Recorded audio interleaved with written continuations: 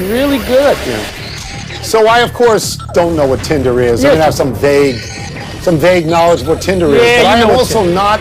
I'm not on Gmail. Are you on Gmail? I'm not. That's how you get email. What server are you on? What do you get your email on? AOL. I'm AOL. The last of the, what is this? 1947? Is D-Day? I'm on AOL. Me and everybody else over the age of 80 is still on AOL. You would so never, I'm on that. Man. I'm not on the Hulu, for the Facebook, nothing. Welcome to PTI, boys and girls. In today's episode, the Saints look bad, the football team looks good, and Cleveland looks for a new nickname. But we begin today with the Buffalo Bills easily defeating the Pittsburgh Steelers last night, 26-15 in the rain and snow of Buffalo. Pittsburgh, which was 11-0, is now 11-2 and one game behind Kansas City in the AFC. Buffalo is now 10-3, the third best record in football. So, Wilbon, is this a story about Buffalo ascending or Pittsburgh descending? Tony, like a lot of these things, it may be both, but I cared yesterday as I watched that game about Buffalo. Buffalo playing in a little bit of snow, not a lot of snow like it used to be in the old days in December, but when you have that team, Tony, I can only imagine what it'd be like with that stadium full, with the way that community loves the Bills. And you know this, you've been there enough times over the years. Sure.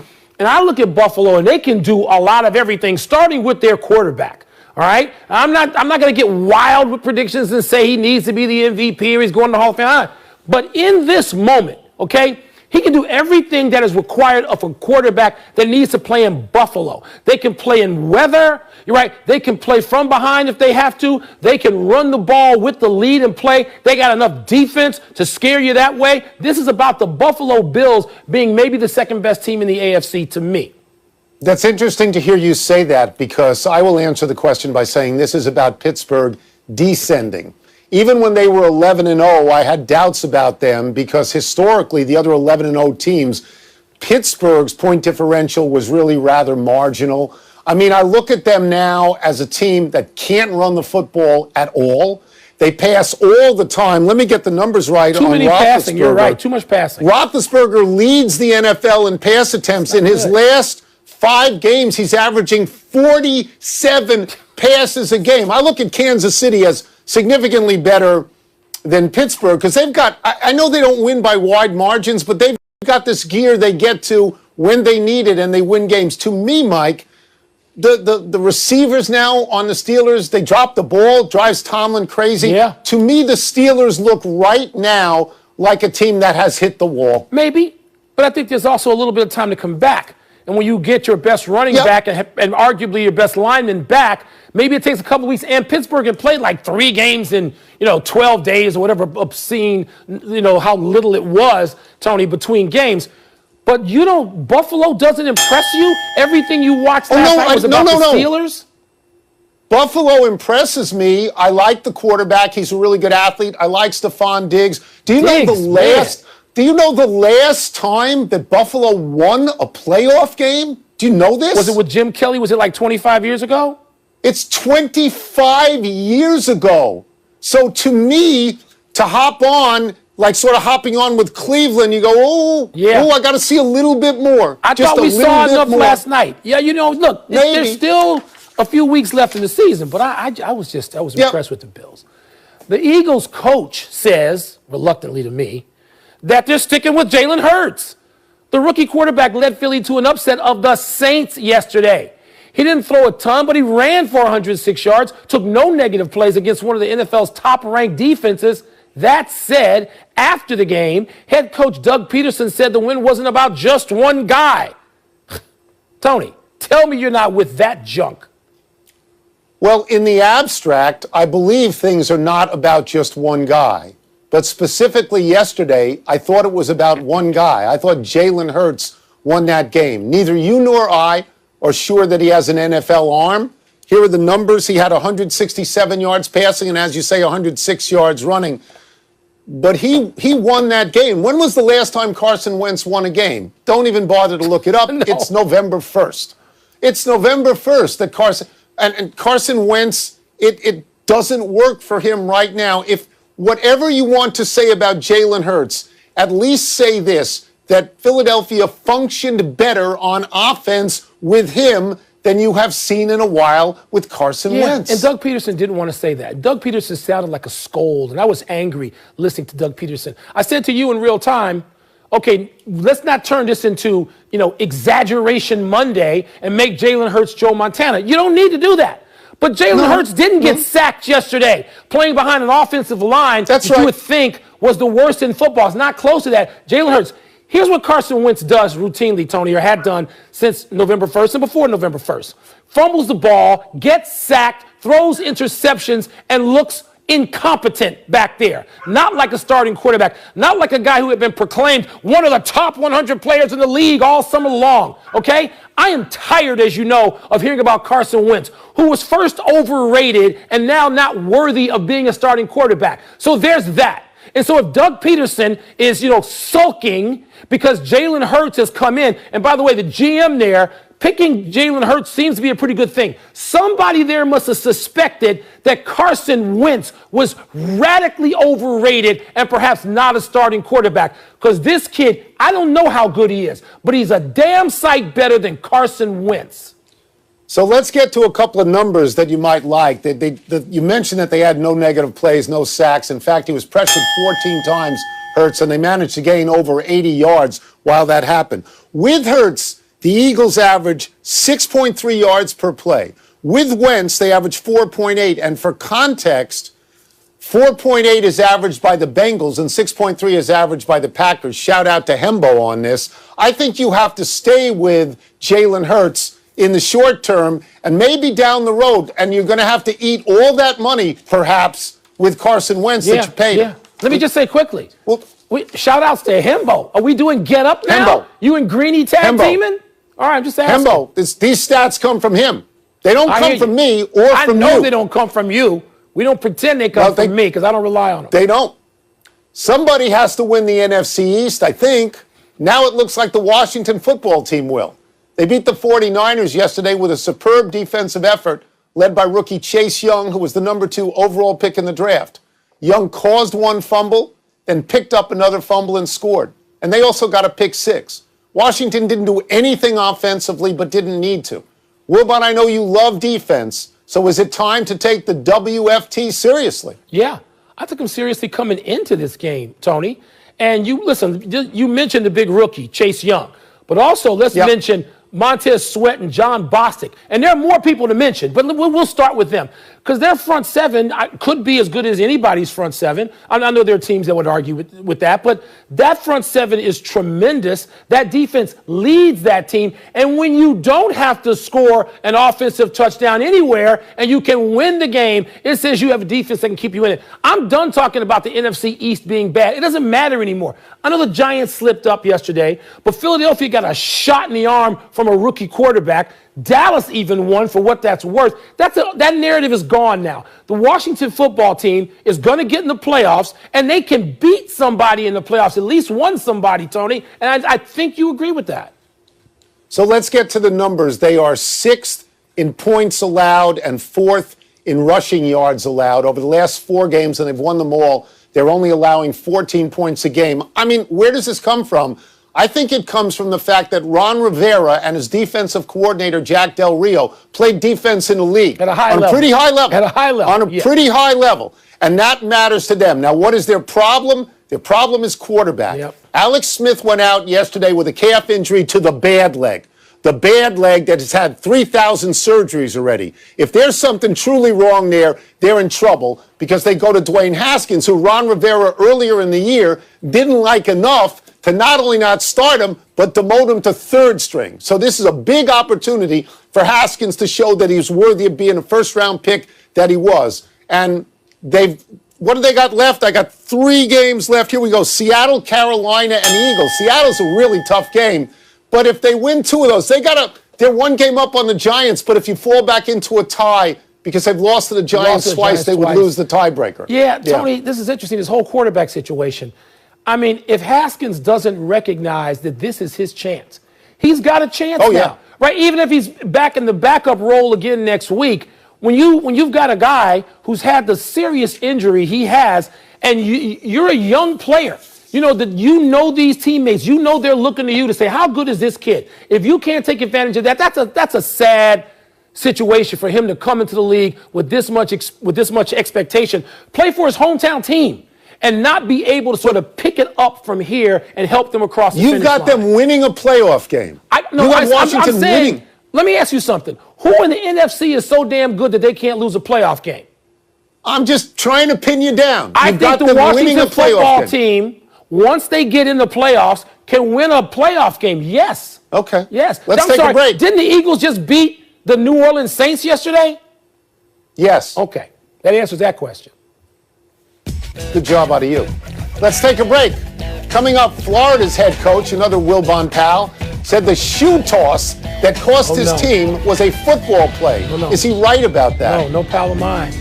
And we had a slew of firings across college football. Were they justified? So Washington has beaten Pittsburgh and San Francisco 2 in a row. Those are pretty good teams. Yeah. They're pretty good. I'm just looking at not even who they beat, but... Pardon the Interruption is presented by Bullet Bourbon. Highly awarded High Rye Wiscardub Happy Hour.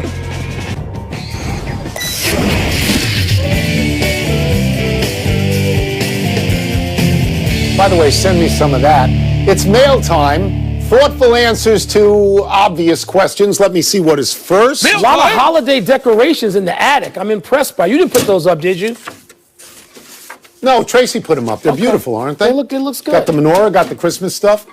Are you with Dan Mullen that the shoe toss was a football play? That's the dumbest, most offensive thing I've heard coming out of the football weekend of college and the pros. I mean, you're going to get off the field here, and a kid takes a shoe and throws it 20-some yards? They should have penalized them 30 yards and made the kick closer.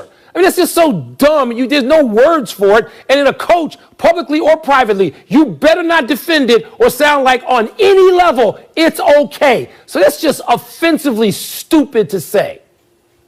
So let me just deal this way with Dan Mullen to another issue. Dan Mullen said this after the game, and I'm quoting, I guess the best thing to do would have been to play less games because you seem to get rewarded for not playing this year in college football. That's an obvious shot at Ohio State.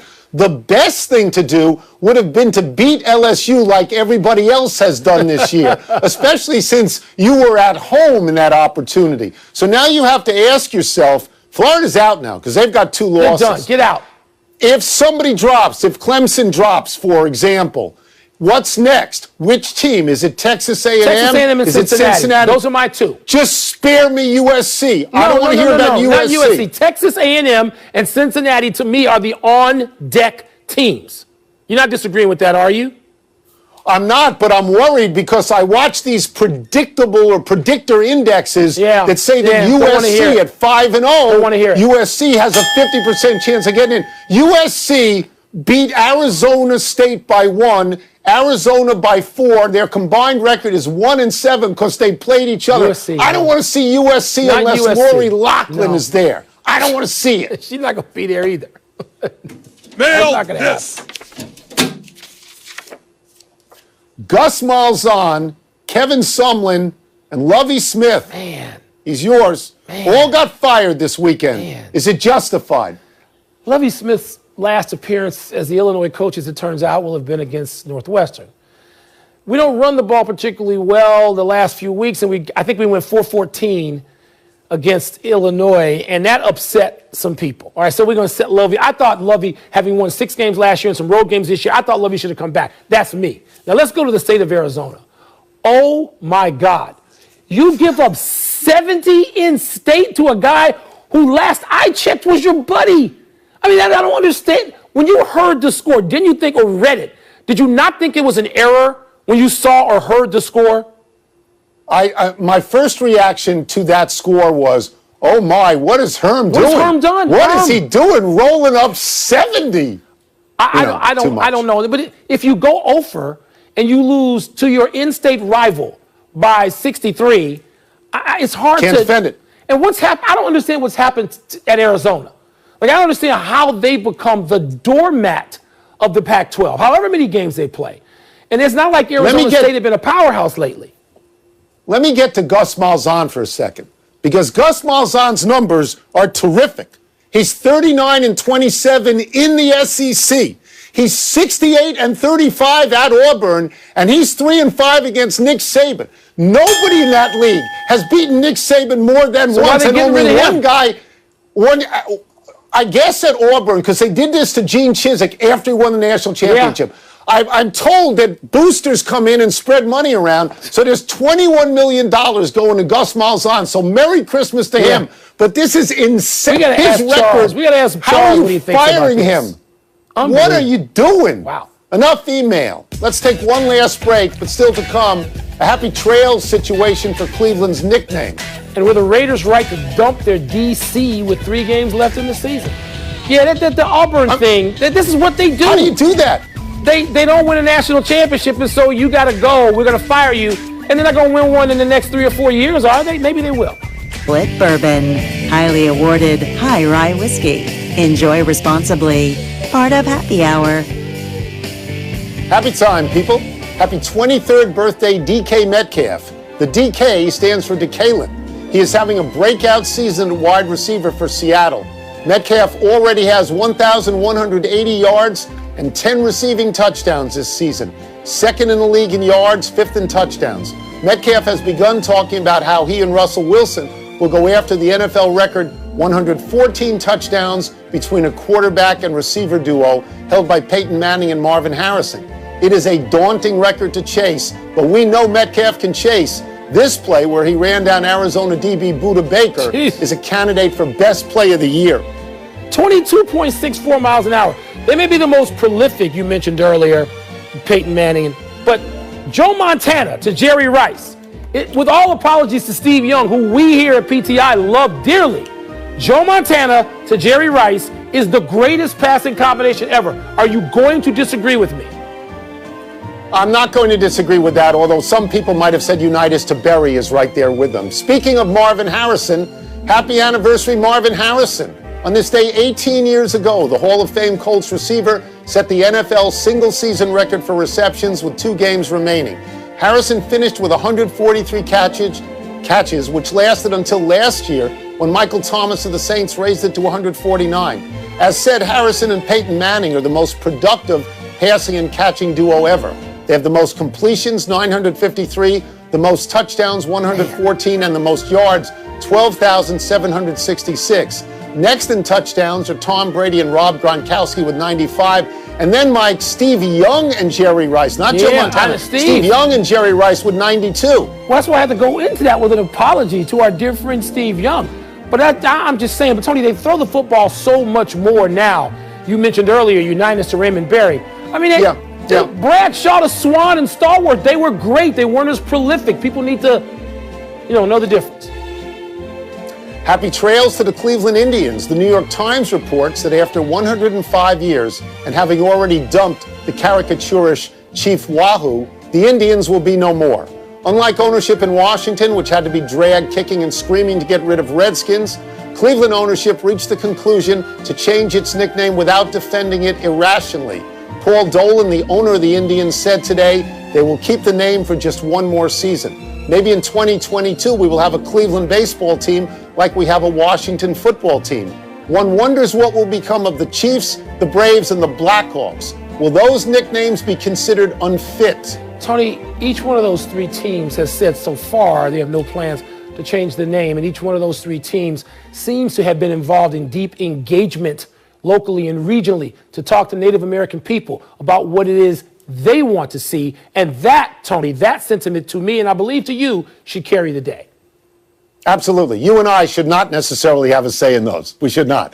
Omissions. The Pac-12 replaced Washington with Oregon in Friday's conference title game. What? And the ACC announced Northwestern AD Jim Phillips as its new commissioner. Wilbon, you've lost him. What happened? Hurts me deeply, but let me just say, the ACC, which doesn't even deserve Jim Phillips, doesn't know what a great man and a great AD, the best AD in America that they're getting. So good luck to Jim Phillips, who I love dearly and appreciate all the things he did for Purple.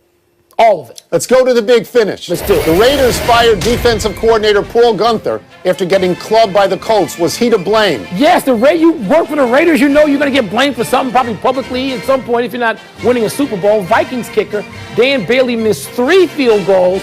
plus a PAT in a 12-point loss to the Buccaneers. Your thoughts? The job is to kick it through the uprights. If you can't do that, it's a gots to go. I'm sorry.